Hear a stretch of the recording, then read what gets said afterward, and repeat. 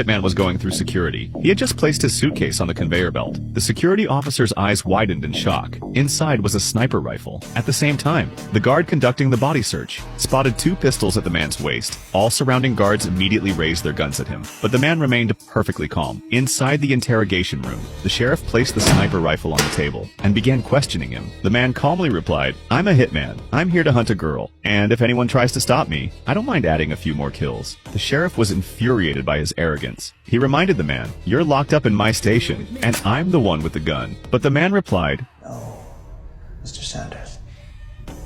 You are locked in here with me, and you just brought me mine." The moment he finished speaking, he swiftly kicked the bottom of the table.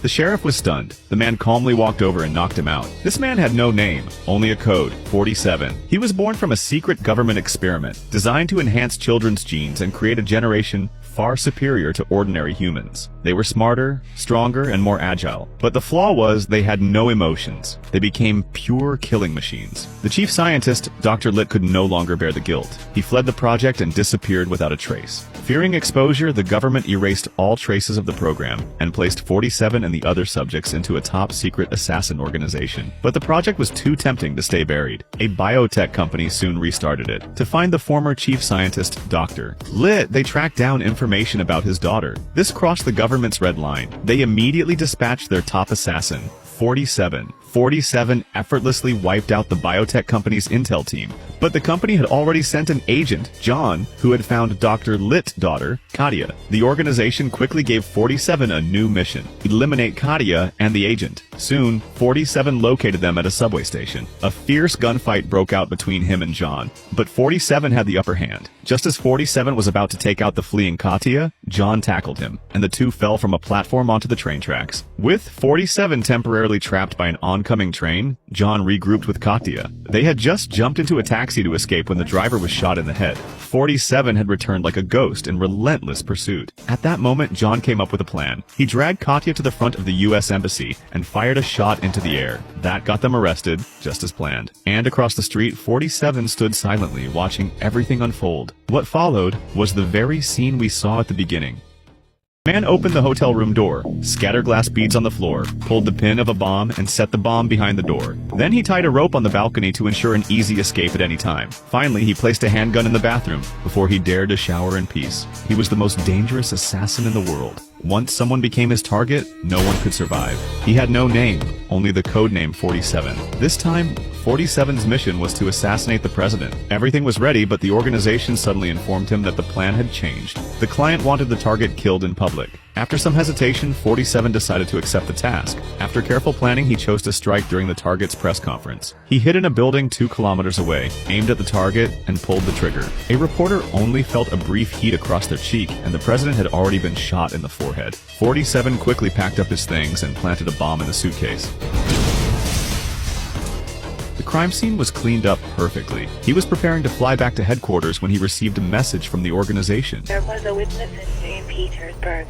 47 didn't believe that anyone could have seen his assassination, but he could only follow the organization's orders. When he found the woman and was about to kill her, the woman turned to look at him. Her gaze was calm. She didn't even know he was a hitman. Just as he was puzzled, a passerby next to them was suddenly shot and fell to the ground. Another assassin from the organization was targeting him. 47 quickly fled the scene. Back at the hotel, he contacted headquarters to ask what was going on. The system told him that the assassination had failed and played a video of the president giving a live speech. He had seen the president die with his own eyes. How could he still be alive? He suspiciously asked who the client for this mission was, but the system didn't respond.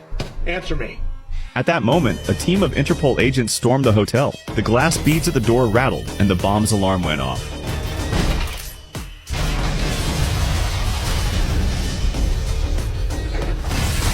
47 grabbed the rope on the balcony and swung into the room below. Then he retrieved a handgun he had hidden in the freezer. At the elevator, he used a knife to pry open the doors and smash the fire alarm. He climbed down the cable to the suspended elevator and opened the elevator hatch. The SWAT team inside had no idea that danger was right above them. 47 pressed the button for the first floor, but he himself climbed the shaft to the third floor. When the elevator doors opened, the SWAT officers at the entrance saw nothing but bodies lying on the floor. Seeing that the elevator indicator showed the third floor, they quickly informed their teammates. Sure enough, they spotted the man in the third floor hallway. But just then, a cleaning lady suddenly came out of a room. 47 swiftly kicked open another room's door, leapt off the balcony, and vanished without a trace. 47 realized that he had been betrayed by the organization and decided to investigate what was going on. He chose to start with that woman from before. Holding a bouquet of flowers, he knocked on her door and tricked her into opening it.